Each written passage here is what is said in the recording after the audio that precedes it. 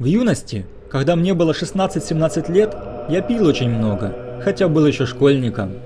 Не было 2-3 дней, чтобы я не был пьяным, но тем не менее я закончил школу и получил какой-никакой аттестат.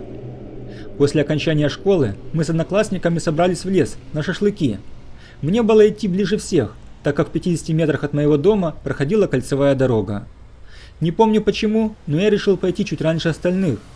Я был к тому моменту уже изрядно поддатый и слабо отдавал себе отчет, где нахожусь.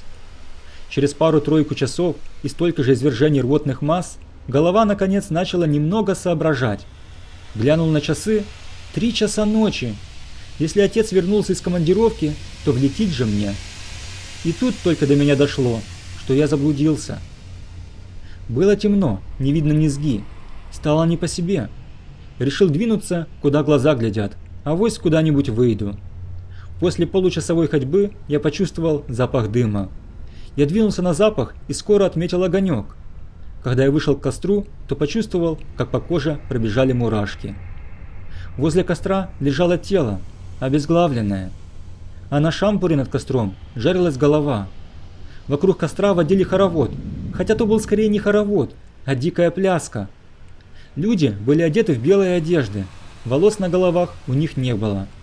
А глаза, ох, лучше бы я не смотрел, настоящие кошачьи зрачки. Тут у меня начало мутнеть в глазах, и я отключился.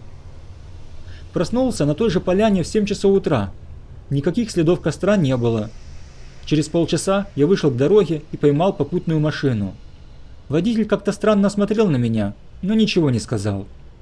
Когда я вернулся домой и стал раздеваться, мать стала медленно сползать по стене. Я оглянулся и увидел в зеркале, что на волосах у меня появились седые проседи, а вокруг шеи был огромный шрам.